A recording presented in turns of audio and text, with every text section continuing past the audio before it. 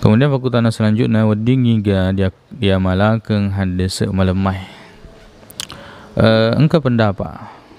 Ya, jadi duan rupai pendapat relana ya masalah engka pendapat na pandita tak maka wedding dia akan malakeng dengan beberapa syarat engkau tahu maka dia wedding dia akan malakeng.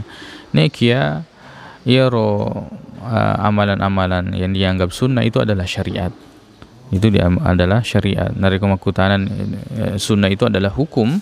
Berarti nariko bicara ni bahwa itu adalah hukum, sepakat pandita tak maka dia tidak boleh mengamalkan hadis lemah dalam masalah hukum. Jadi sisai pandita tak maka dia tidak boleh mengamalkan hadis yang lemah. Dan insya-Allah begitu pula alhamdulillah mereka hadis-hadis Nabi Muhammad sallallahu alaihi wasallam yang sahih.